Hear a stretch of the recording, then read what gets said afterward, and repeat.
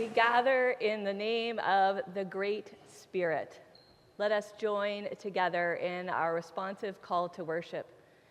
Come, beloved community, into this sacred space where steadfast love and faithfulness meet, where justice and peace embrace.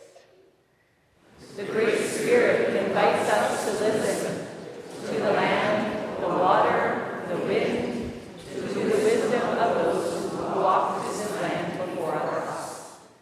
Ask the animals, and they will teach you, the birds of the air, and they will tell you, the earth speaks. Do we have ears to hear? We gather to seek healing, to pursue reconciliation, to honor our interconnection with all creation. Faithfulness springs up from the ground, and goodness looks down from the sky. Let us worship the Creator who dwells in every tree, in every river, in every living being, and who calls us into harmony and wholeness. Come, let us worship the Great Spirit with open hearts and grounded hope. We come ready to walk the sacred path together. Let us join together in our first song, O Great Spirit.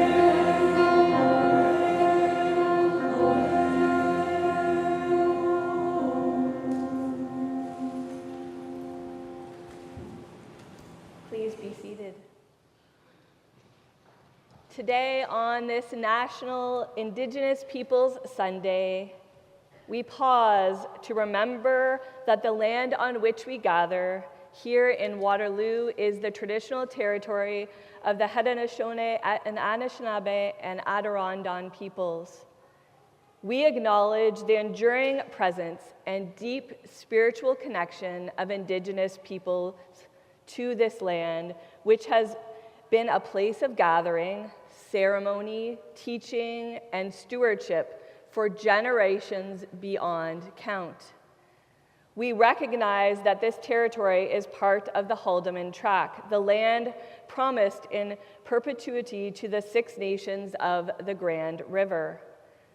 We lament the broken treaties, the injustices of colonization, and the harm done by the church, including our own denomination.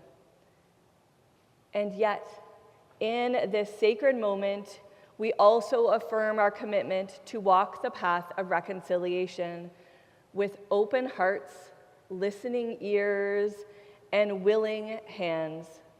As followers of Jesus, we seek to honor the dignity, sovereignty, and wisdom of Indigenous peoples, trusting that the Spirit is leading us all towards healing and renewed relationships. May this land acknowledgement not be just words spoken, but a call to faithful action. We welcome all those who are worshiping here in the sanctuary with us today, those participating on live stream and those watching later on YouTube. We are grateful for your presence in this community gathering. Today we welcome our guest speaker Lila Bruyere, who is a survivor of St. Margaret's Residential School, originally from Fort Frances, Ontario, Treaty Number 3 area. She is a retired certified addictions counselor and worked in the field for 25 years and is a trained social worker.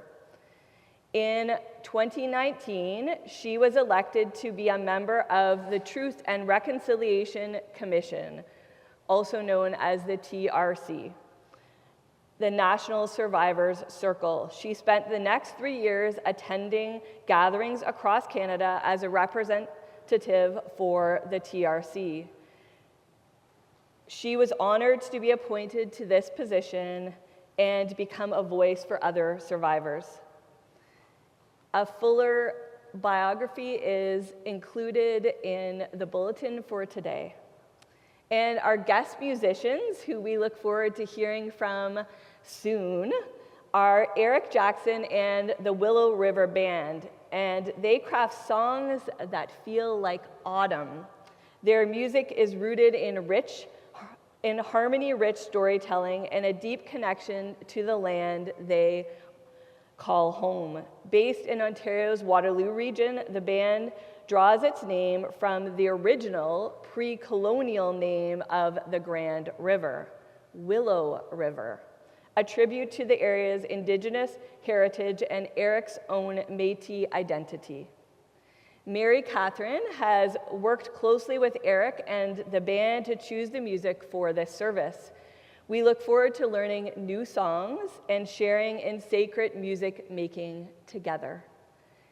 Today, we follow the lead and the guidance of Lila and the band, respect their traditions, listen to their stories, including their pain, and learn from their wisdom. Let us continue in prayer. Creator of all that lives and breathes, holy mystery who dances through soil and sky, we gather today on sacred land, mindful that it has been stewarded since time immemorial by Indigenous peoples who know its songs and stories. We give thanks for the wisdom of Earth's first peoples, for teachings passed through generations, for resilience in the face of colonization, and for the invitation to walk a path of right relations. As we gather in your presence, we remember the words of the psalmist, "Faithfulness springs up from the ground, and righteousness looks down from the sky." We long for such harmony where truth and compassion meet, where justice and peace kiss. And we know, O God, that healing begins with truth.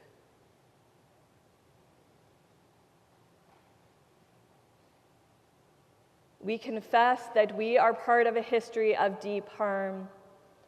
We name the Presbyterian Church in Canada's role in operating residential schools, places that were meant to erase culture, language, and spirit.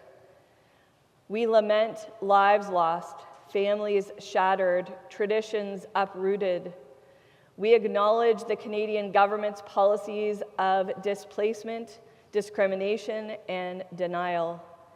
And we grieve the ways those policies continue to wound communities and ecosystems alike. Forgive us, merciful one, for the times we have closed our ears to the teachings of the land and the voices of its people. Forgive us for the times we benefit from systems built on injustice. Open us like the earth opening to rain, that we might be softened, nourished, and transformed. Teach us again what Job knew, that the animals, the birds, the fish, and the earth itself all testify to your presence and truth. Make us humble enough to learn. Make us bold enough to act. Make us faithful enough to walk the long road of reconciliation with hope, with reverence, and with love. And now let us join our voices in praying a First Nation translation of the Lord's Prayer. O great Spirit, our Creator from above, we honor your name as sacred and holy. Bring your good to us, where the beauty of your ways in the spirit world above is reflected in the earth below. Provide for us day by day the elk, the buffalo, and the salmon, the corn, the squash, and the wild rice, all the things we need for each day. Release us from the things we have done wrong. In the same way, we release others for the things done wrong to us. Guide us away from the things that tempt us to stray from your good road, and let us free from evil and his worthless ways. Amen. May it be so. Friends, listen to the good news echoing through creation. Faithfulness springs up from the ground, and love and peace meet together. From the deep wisdom of the earth and the sky, the trees and the rivers, the Spirit whispers, "You are held. You are forgiven. You belong. You are held. You are forgiven. You belong." Though the pain behind us bears the weight of harm and broken promises, the Holy One is making a new way, where justice travels with compassion and reconciliation blossoms from truth. In the sacred circle of life, woven with grace and humility, know this: the renewing presence of the Creator who speaks through land and kin calls us to live in harmony. Thanks be to God. May the peace of Christ be with you. And also with you. We invite you to share signs and greetings of peace wherever you find yourself this morning.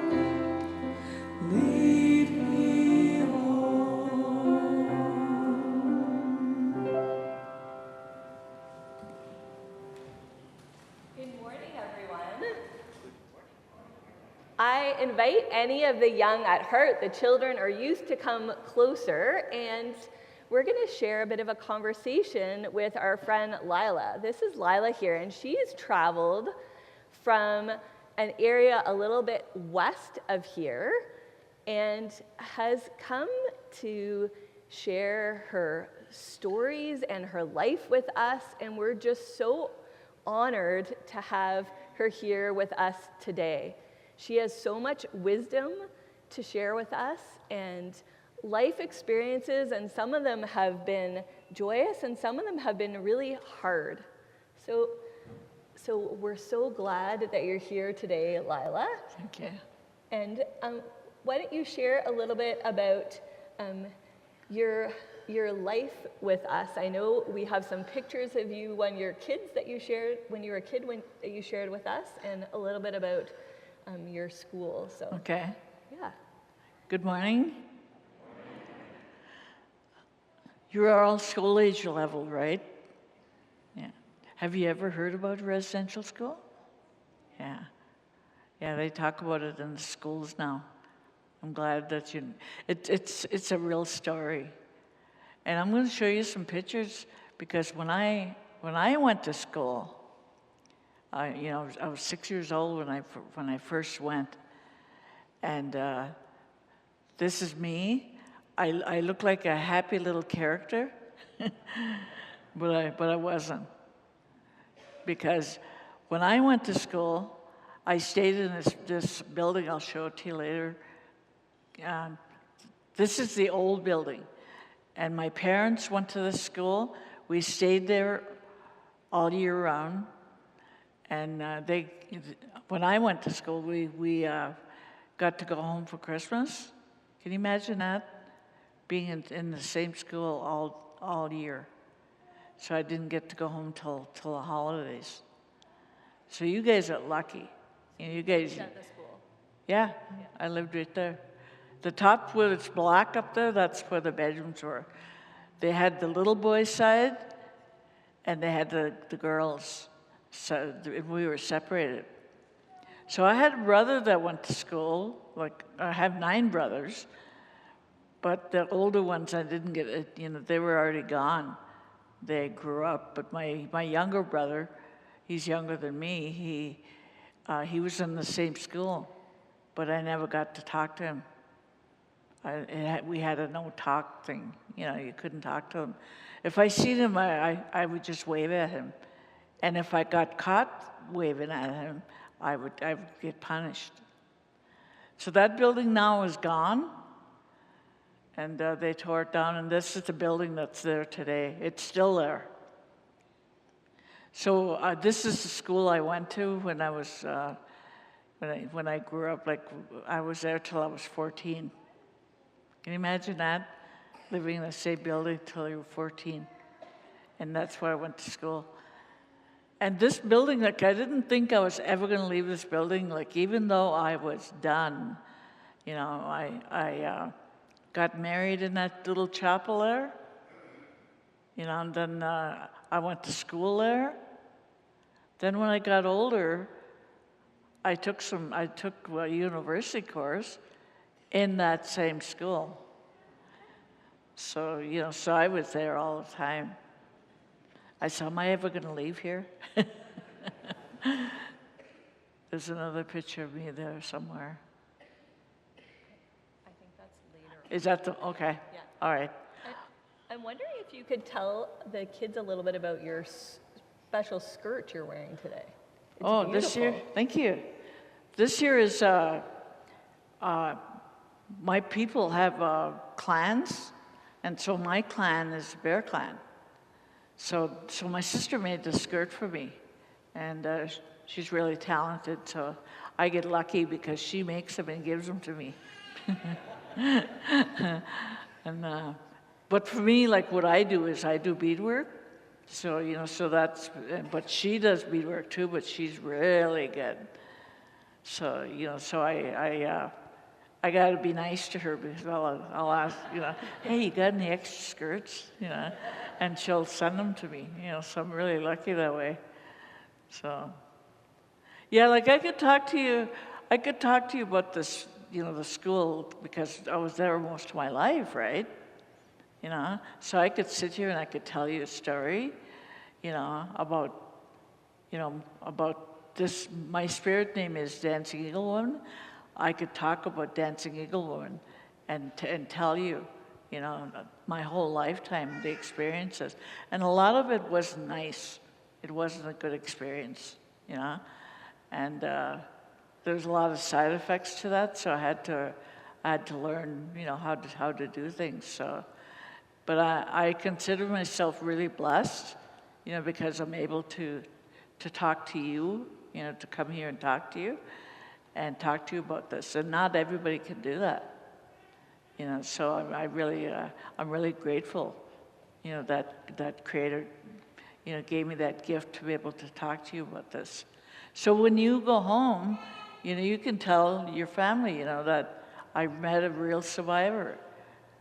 Because, I'm one that went there, that went to residential school. You see it on TV, you hear it on the news, there's stories about it. And I went there, I experienced that.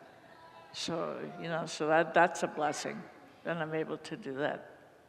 Thank you so much, Yeah. Lila, for sharing a little bit about your story, and we look forward to you sharing a little bit more about it later in the service. And after the service, we'll all join together in the hall for some food and conversation. And if you have other questions or you want to listen more or look at Lila's beautiful necklaces, did you do the beadwork on that one? No, Okay. no, this is a gift. Okay, it's beautiful. I could tell you a story about the hummingbird.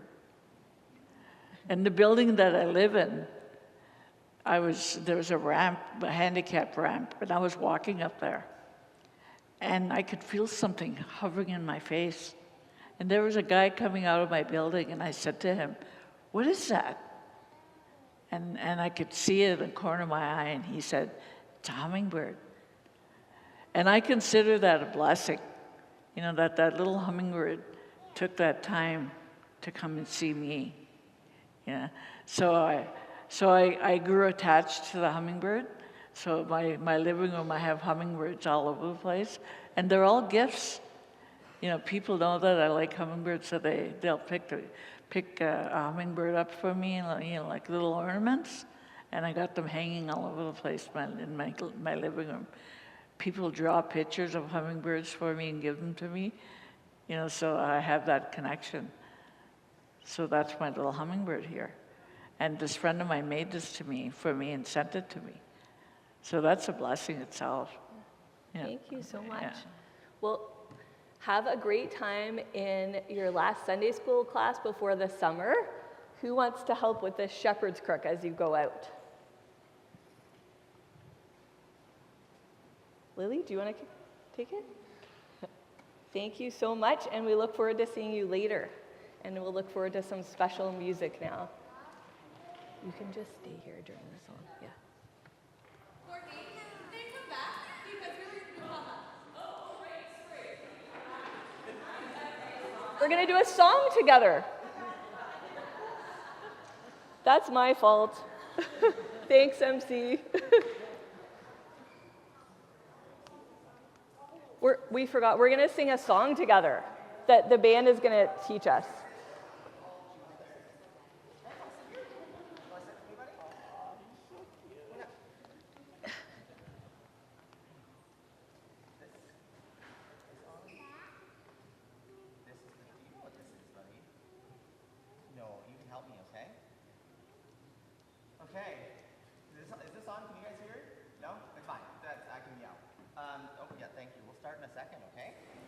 So we're just going to do a song called Hama that we often do at any of our gatherings, any of our fires. It's a lullaby, so that's why we wanted the kids to come back in here. So you guys are welcome to come up if you want and sit with us, or you can stay where you are. That's okay. And if you, Lila, you know it, Colin knows it, feel free to sing.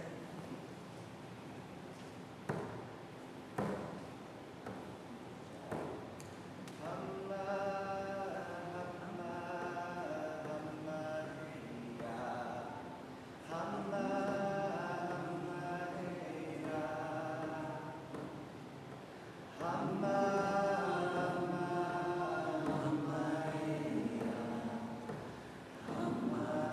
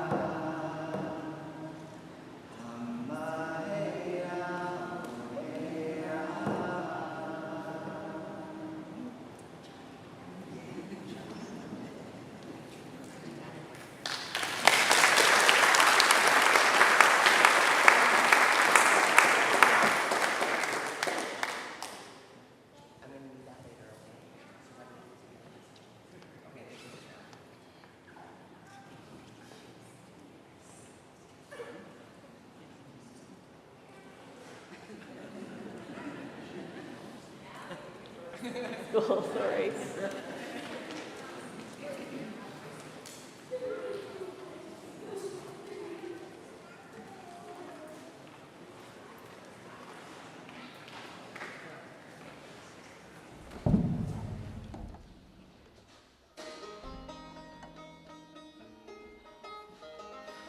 Okay.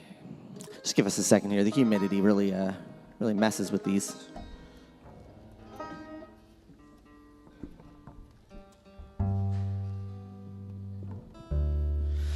So my name's Eric. We are Eric Jackson and Willow River, and we started this group in 2021. And just in the middle of the pandemic, I sing in a choir with MC, and we weren't really able to get big groups together, so we put together our band. And my husband and I are both Métis, and so we joined the local landback camp. You've probably heard them around. The Mohawk name is Osi Ganyan Hadaje, which roughly translates to Willow River, but we thought that might be a mouthful for all of the non-Indigenous people to say, so that's not a good band name.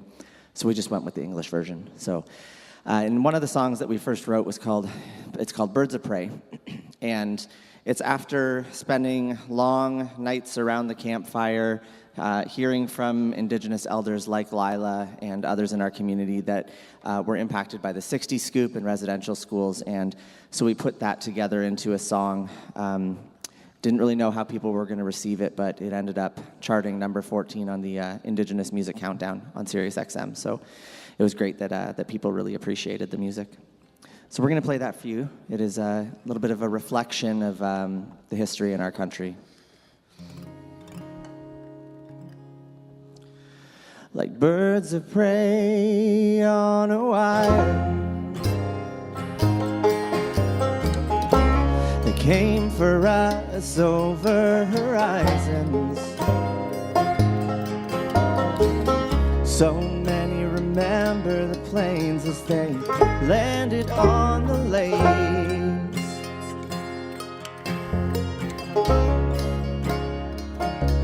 Birds of prey.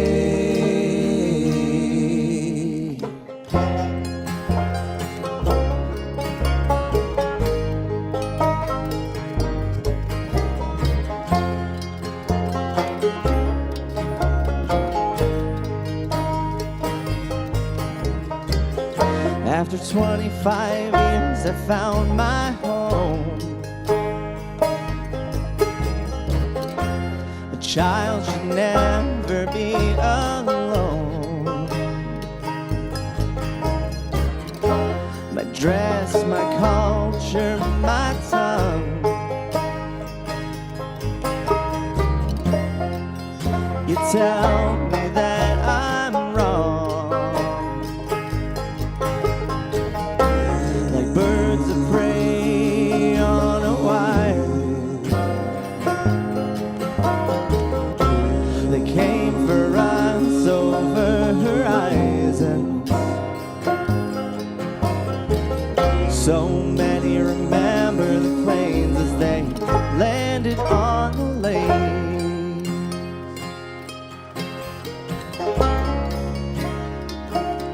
Birds of prey. All our lives we've paid the cost. You could not fathom the loss. The words can't explain what we've seen. So try to hear us when we speak. Like birds of prey on a wire, they came for us over horizons. So many remember the plains as they landed on the lakes.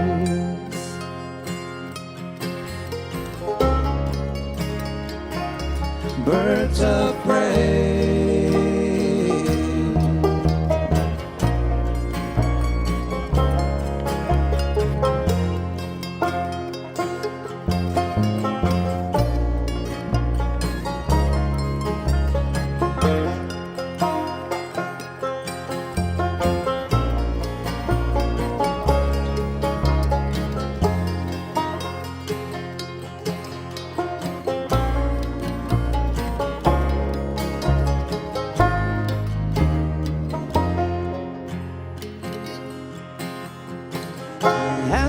much time. I'm coming home. Your grace, I look down to find your hands are just like mine, like birds of prey on a wire. They came for us over horizons. So many remember the planes as they took us all away.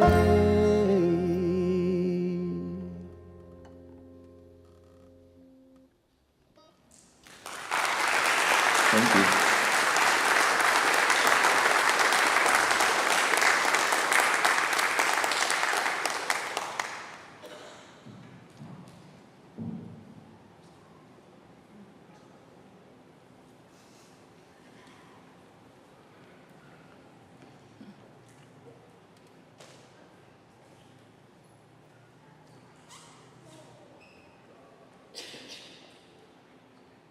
I guess it's my turn. Sitting here like I'm sleeping. It's really good to be here today. There's a really good spirit in here.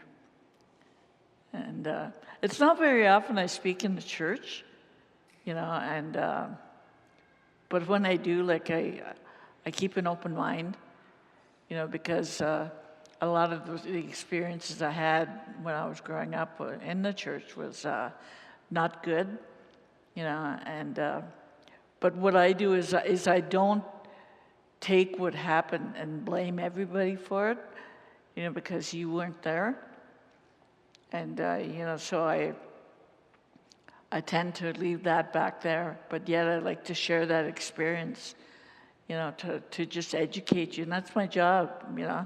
I created that job myself, to take it upon myself to educate people, to make people aware of what happened. And it's true. You know, a lot of people deny that, you know, that I've had people say to me, you know, that didn't really happen. I said, oh, yes, it did. You know, and so I talk about the resiliency, you know, like what I did about it. There's a lot of survivors out there today who can't talk about this, you know, because it's too painful. But what I did was I took it upon myself to start my own healing journey. You know, like I had to go through 5 years of therapy, you know, to be able to talk about this. And I worked with a lot of conferences where I would open up and I would share my story.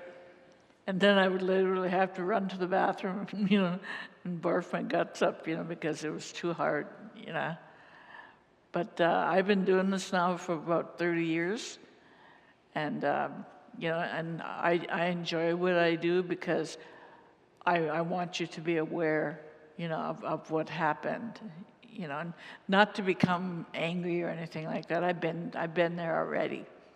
There was even a time in my life where I couldn't even talk to God, you know, because I was too angry. You know, because I thought, why would you create me so I could be part of a nightmare? You know, but I always say that Creator had his hand on me, you know, because I took that nightmare and I made it into something positive, you know, by doing what I'm doing today. And, you know, and sometimes I'll be walking down the street, like I live in Sarnia. I'll be walking down the street and I'll hear somebody say, hey, Lila, how you doing? You know, and I look and I think, where did I meet you? Because there's so many people, you know, that I've met along the way, you know, and I shared my experience, you know, strength and hope of what, you know, and so it's really nice to be able to experience that. You know, I took, you know, because when I was growing up, I was given negative messages, you know, and some of the messages I heard were that, you know, you're never going to amount to anything, you're stupid, you know, you're just an Indian, you know, and So I took those messages and I literally had to shut them off. I wasn't going to let that cripple me, So I started to learn how to put good things inside of this thing here, because I think sometimes we tend to have our thinking is our worst enemy, right? I can create all kinds of scenarios inside this thing, and usually it's not true, So what I did was I switch it around, and I tell myself, that I can do this. So one of the biggest challenges I ever did was go back to school. And a friend of mine came over to my place. I lived in Fort Francis. He said to me, "Did you ever think about going back to school?" And I said, "Me?" Because right away that message came to my head, "You're too stupid," And he said, "Yeah." He said, "You?" He said, and I said, "No, I never even thought about it." And I said, I would feel lost, and I was letting age bother me, to stop me from doing what I wanted to do. And then I said to him, "I'm going to feel lost." And he said, "Well, come on with me. We'll be lost together." And, that was the start of my healing journey, by going back to school. And I learned to ask for help because I told the prof that was working with me, I told him, my thinking, how I think. And he said, "As long as you're here, I'll help you out." So one of the classes that I took was psychology. And when I started to read the psychology book, I said, "Oh, they wrote a book about my family," and because I learned human behavior and stuff like that, and they were in there, I was in there, and so so I had to learn how to accept that, being part of that, and so I learned to ask for help. So I used to go see my professor, and I would stay after class, and he would take that book and he would translate it into, my way of thinking, because, I was not an intellectual person or anything like that. I was just me, like layman terms, and I did it, and I graduated with my bachelor's degree, and I was 48 years old at that time.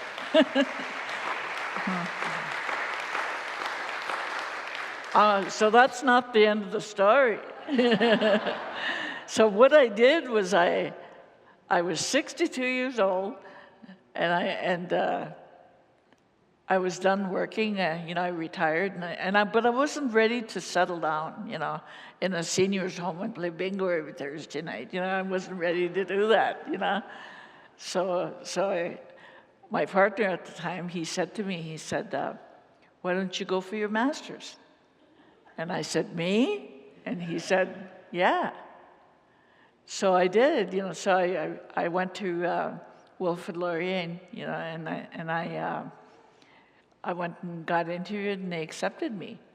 So I moved to Kitchener for a year. I lived in Waterloo, and my son lived in Kitchener, and so we went to school together. My son's name is Ben Guichemont. You probably heard of him. And him and I went to school together. And people thought that we were competitive, but we weren't. We were encouraging each other instead. I would phone him 4 o'clock in the morning, and I'd say, "Am I crazy? I'm 62 years old, and I should be sleeping. Here I am studying, doing homework, 4 o'clock in the morning. I thought it was crazy, But I did that too. And I graduated with my son. He was walking behind me. We got our degrees together. We were the first Indigenous mother and son to graduate together from Wilfrid Laurier. Yeah. So you can do whatever you want to do.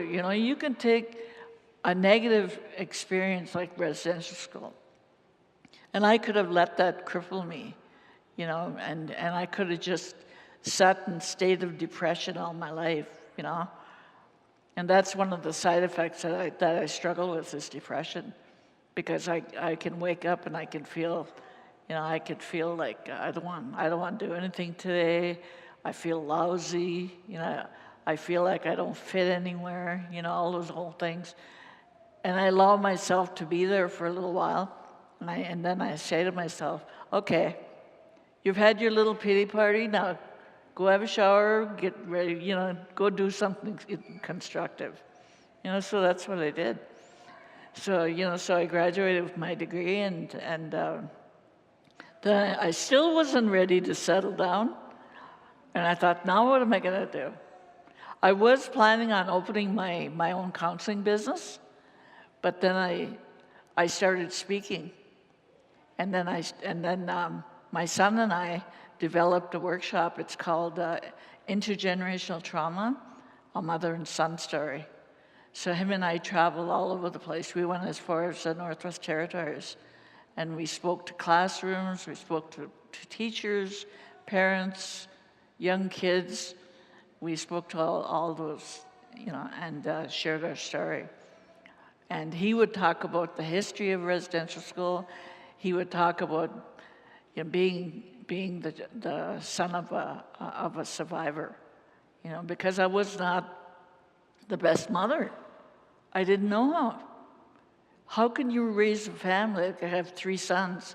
How could I raise a family when you don't have a role model? My parents were gone because it was mandatory for us, to go to residential school. The government planned on stripping us of everything that we had, our identity, our language.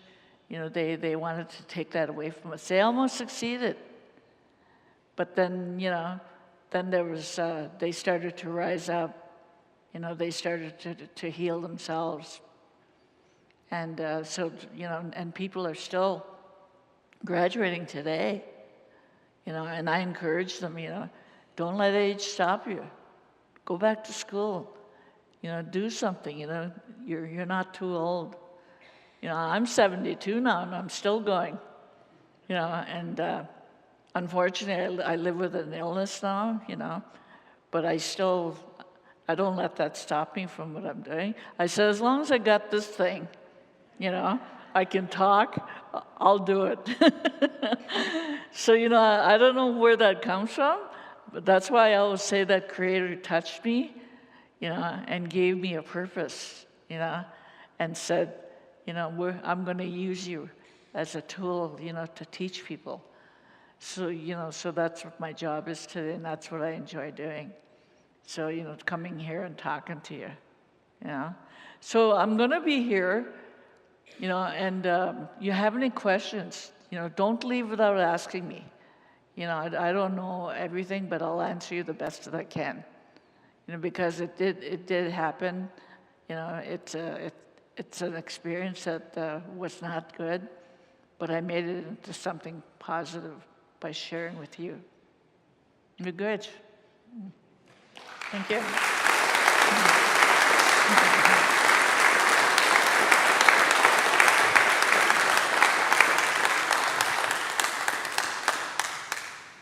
Thank you so much, Lila. We're going to join in some music together now.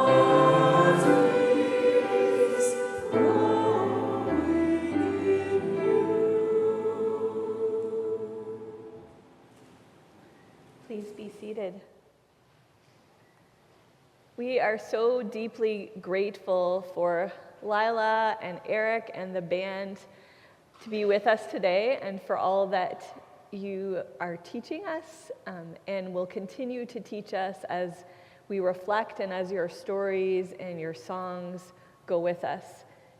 Lila, thank you for the willingness you had to step into a church knowing that it can bring up painful memories, and to share your story and for people to know your truth. It's so important. So we really thank you for your courage and your humbleness and your willingness to be open to forgiveness and to move forward.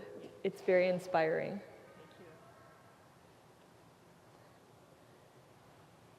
Today, after worship, we're grateful for the Women's Circle of Care, who will be hosting a strawberry social. And so I know many people have already bought tickets.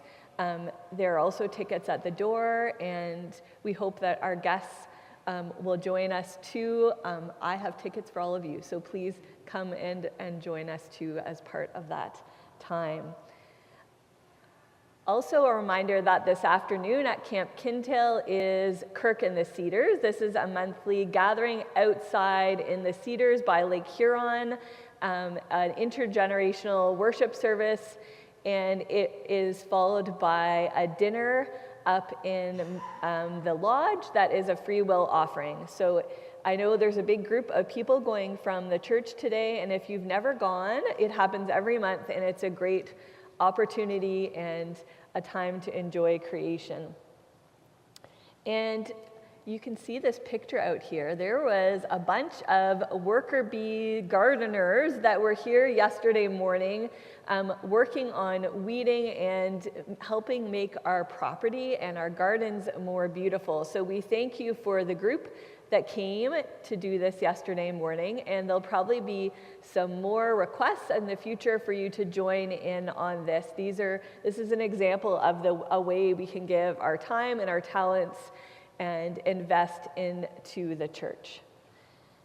Next Sunday, after worship in the afternoon, there is a group of people going from Waterloo to the Toronto Pride Parade to join the Presbyterians for LGBTQI plus equity, dignity, and justice.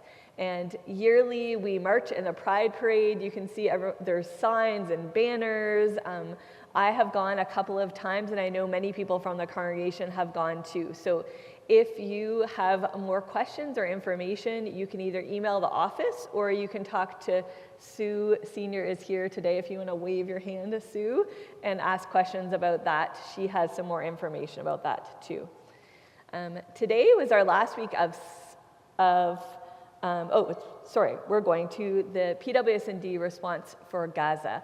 PWS&D is actively responding, although it is very difficult, to find ways to get relief to the Gaza area. And so there is a link in This Week at Knox that will show you ways that you can donate and support this relief effort as well. And today was the last week of Sunday school, and for the rest of the summer, we will have the playground in the sanctuary, and the nursery and preschool will be open for caregivers and children who want to use it. And there'll be activities in the playground to engage, and we'll all be joining intergenerationally in worship throughout the summer. Next week, we are starting a 3-week worship series called Rooted and Rising, and it focuses on deepening our faith, living boldly, and loving justly. So we look forward to learning and growing in some of the summer weeks together. Friends, on this sacred day, we honor the wisdom, resilience, and teachings of Indigenous people, and we are invited into a deeper way of seeing into a worldview where land is not property but relative, and where all beings are kin. And our gifts today are not merely transactions. We are reminded of this. They are acts of participation in the sacred work of healing and reconciliation. They are offerings of gratitude for the land that sustains us, for the teachings that awaken us, and for the Spirit who calls us into harmony with all life. And so we invite you to give in response to this sacred interconnection that we share with the Creator, with one another, and with the earth. So there are various ways that you can give this morning. And so there are cards that are in the pews that demonstrate, when you put them in, they're kind of a celebration of all the ways that we offer ourselves into community. There's also possibilities to do e-transfer if you'd like to do that, or the giving table will be open in the atrium as well. Let us give our offerings now as signs of our commitment to justice, to right relationships, and to a world where truth is spoken and healing flows like a river.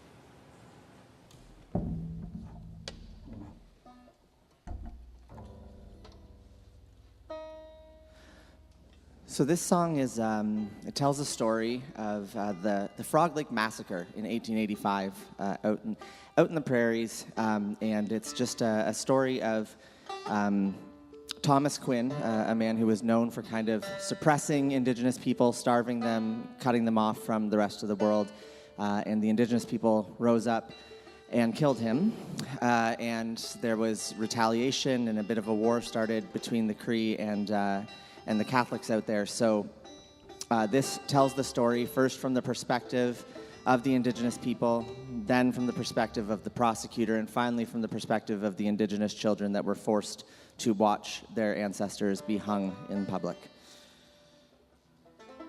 So this one is not out yet. We just, we're finishing it up, so you guys are getting a bit of a sneak preview of this song. It's called Frog Lake.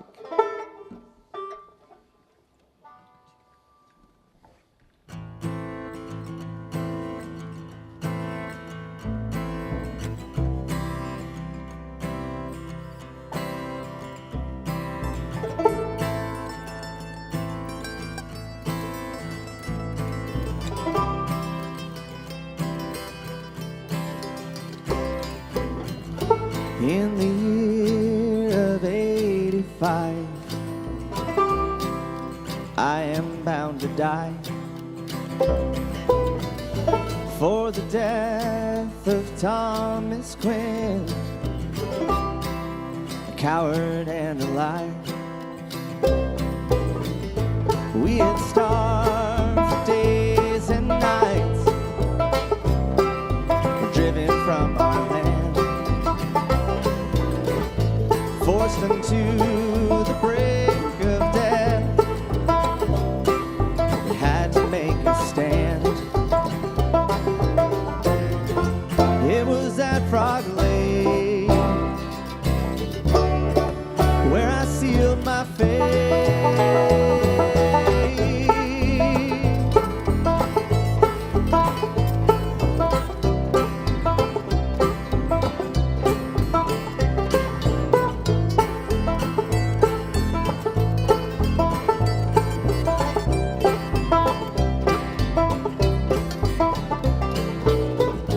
Hung the ropes way up high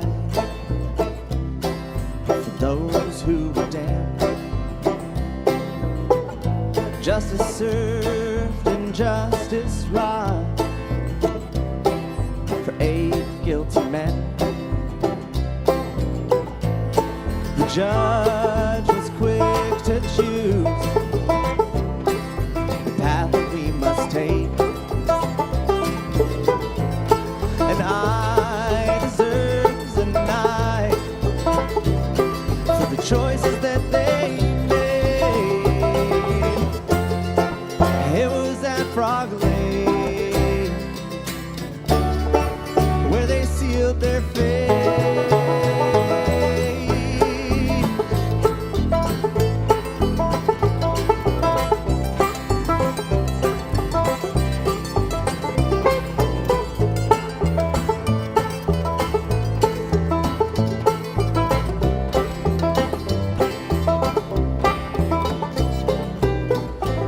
took us out of school that day, teach us of the world. I still see when I close my eyes as the ropes unfurl. The sounds as the doors swung down, last moments of their lives. A message and a warning to never again fight. And at battle for, they spoke their final word.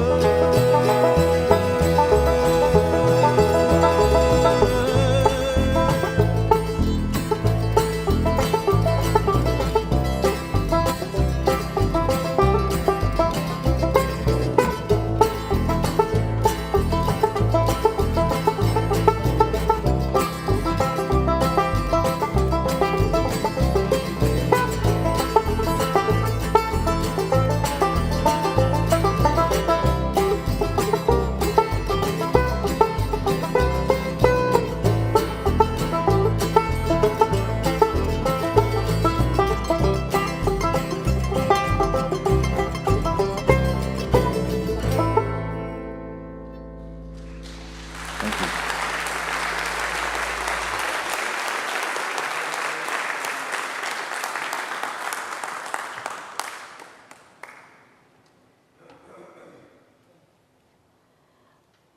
The Presbyterian Church in Canada was complicit in the Canadian residential school system and ran 11 residential schools across the country. In 2024, the Presbyterian Church in Canada created a renewed apology for its complicity in colonization and the residential school system. Copies of this apology are available at the welcome desk or on the PCC website if you would like to read the whole apology.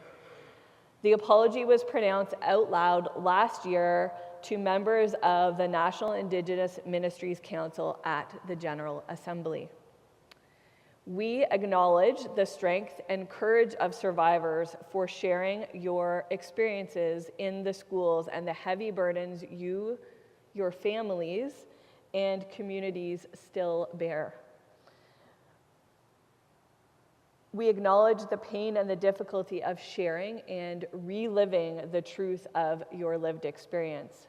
We acknowledge the church's apology itself, as well as the presence of church representatives making the apology may be triggering, evoking trauma for some by surfacing memories and devastating experiences in residential schools.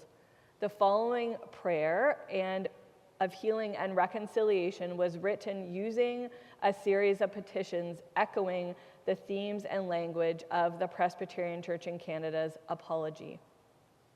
I invite the congregation to stand if you are able and to listen with your hearts and participate in the joint responses. Let us pray. Creator of life, we come with hearts heavy with sorrow, grieving the pain that the Presbyterian Church in Canada caused by its role in colonization and the residential school system. We lament the children who were taken from their families, whose voices were silenced, whose laughter was stolen, whose lives were lost in schools that should never have existed. We remember the children who never came home. We mourn with families still searching and communities carrying the weight of unmarked graves and unanswered questions. We cry out, Creator, in your mercy, help us to remember truthfully and grieve honestly. And we sing. Way, way, way, way, way, way, way, way, way, way, way, way, way, way.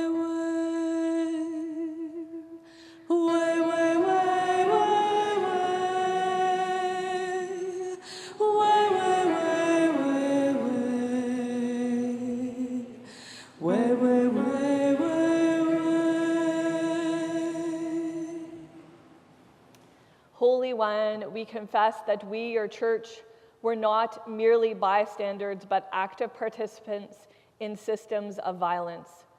We punished Indigenous children for speaking their languages and tried to erase their culture, identities, and spiritual traditions. We created unsafe environments that condoned abuse and perpetuated silence. We are sorry. We name our complicity and confess the racism and white supremacy that lives in our theology, our practices, and our silence. We cry out, Creator, in your mercy, forgive us and unsettle us.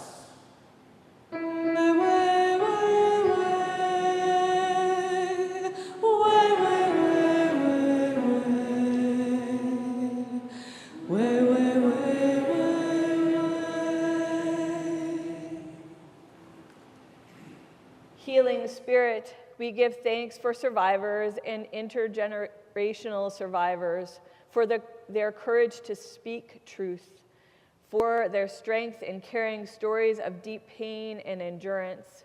We acknowledge the burden of sharing what should never have been experienced. We recognize the sacredness of their testimony and the responsibility it places upon us to listen and act. We honor the strength of survivors. We vow to tell the story of our history and to carry their stories forward. We cry out, Creator, in your mercy, strengthen our resolve to listen, learn, and change.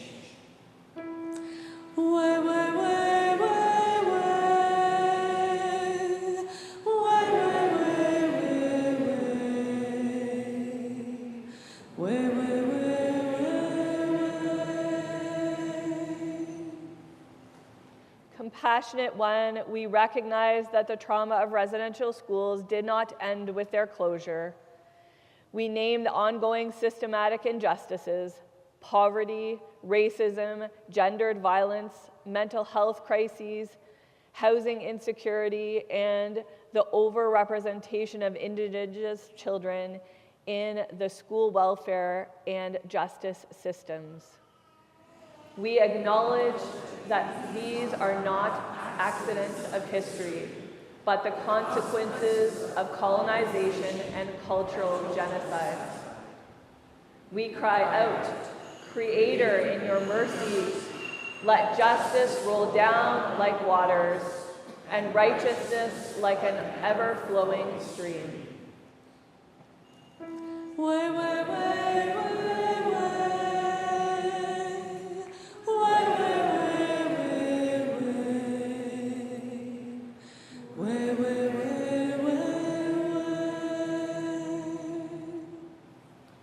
Sacred Spirit of unity, we make a renewed commitment to the work of healing and repair. May our words be matched by deeds to support Indigenous-led healing initiatives, to follow the Truth and Reconciliation Commission's calls to action, to honor traditional spiritual practices, and to walk in solidarity with Indigenous communities.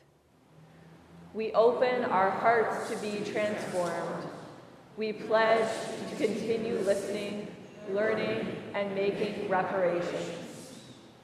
We cry out, Creator, in your mercy, bind us together in truth, justice, and love.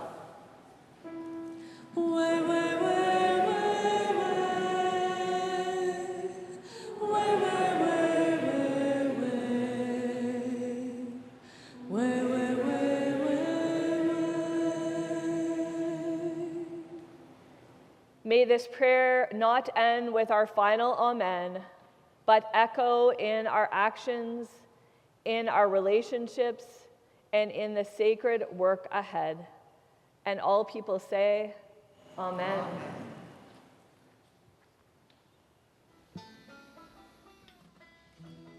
So the last piece that we're going to play for you today is just one that we really like doing. It is a cover of Glenn Campbell, You might have also heard the John Hartford or Alison Krauss version, Gentle on My Mind.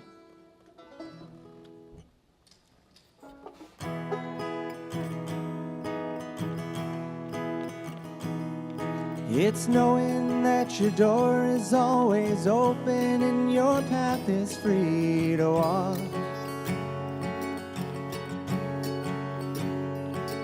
That makes me tend to leave my sleeping bag rolled up and stashed behind your couch.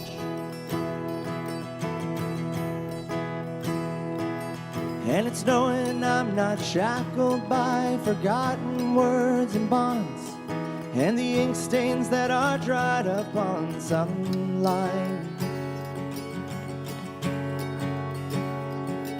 That keeps you in the back roads by the rivers of my memory. That keeps you ever gentle on my mind. It's not clinging to the rocks and ivy planted on their columns now that bind me, or something that somebody said because they thought we'd fit together walking. It's just knowing that the world will not be cursing or forgiving when I walk along some railroad track and find that you're moving on the back roads by the rivers of my memory, and for hours you're just gentle on my mind. Though the wheat fields and the clotheslines and the junkyards and the highways come between us, and some other woman's crying to her mother 'cause she turned and I was gone, I still might run in silence, tears of joy might stain my face, and the summer sun might burn me till I'm blind. But not to where I cannot see you walking on the back roads by the river, slow and gentle on my mind. I dip my cup of soup back from a gurgling, crackling cauldron in some train yard. My beard a rough and coal pile and a dirty hat pulled low across my face. Through cupped hands round the tin can, I pretend to hold you to my breast and find that you're waiting from the back roads by the rivers of my memories, ever smiling, ever gentle on my mind.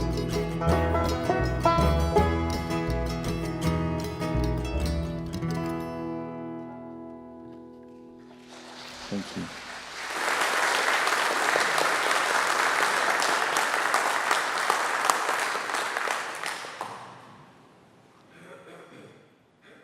I'd like to leave you with a blessing. Creator, I thank you so much for the honor of being here today. I thank you so much for the love that I feel from these people, and I ask you to bless them today and to get them home safe, keep us safe. I thank you so much for being able to share, and that the openness that I feel that you've accepted me, that you've accepted my story and showed me respect. And I say miigwech for that. Thank you so much. So I send you with the love and peace that I feel in my heart for you. And I'm really glad to be here today. Miigwech.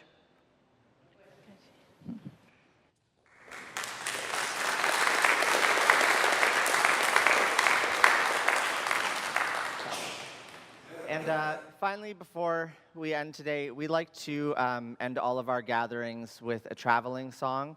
We don't believe in saying goodbye. We just say that we will see you again. We will see you soon. And so this song, that runs through 4 times. It's mostly just vocalizations. If you catch it on the 3rd or 4th or 2nd time or whatever, feel free to join in.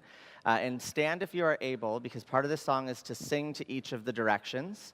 So we will start by facing the back corner, that is north, and then we will rotate east, south, west.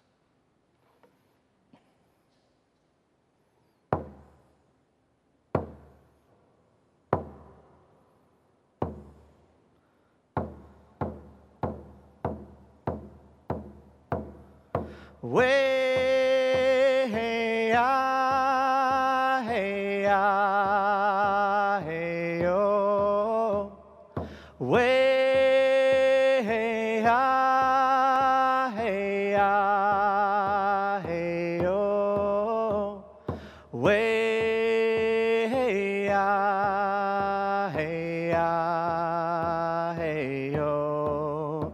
Oh, way, hey, ah, hey, ah, hey, oh. And now we turn. Way, hey, ah, hey, ah, hey, oh. Way, hey, ah, hey, ah, hey, oh. Way, hey, ah, hey, ah, hey, oh.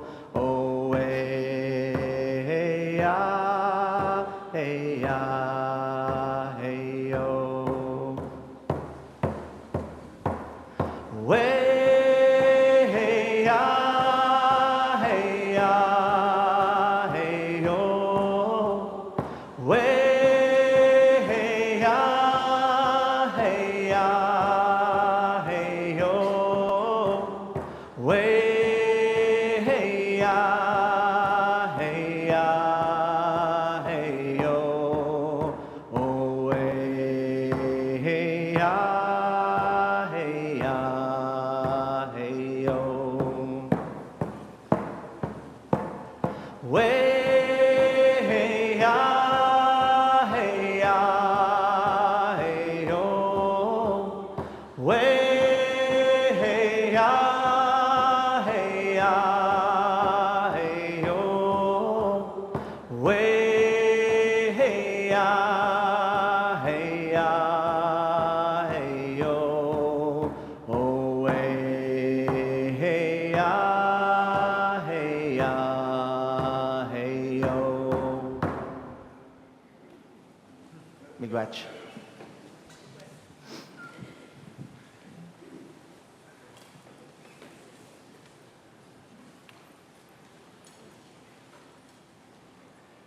I'm Hugh Donnelly, one of the ministers at Knox, Waterloo. Thank you for being a part of the worshiping community today. You can find us online at knoxwaterloo.ca, and you are always welcome to call us at 519-886-4150. This broadcast is made possible by you, listeners and friends of Knox, who support Knox's broadcast ministry. Please consider making a donation in gratitude as you are able, and may the peace of Christ be with you.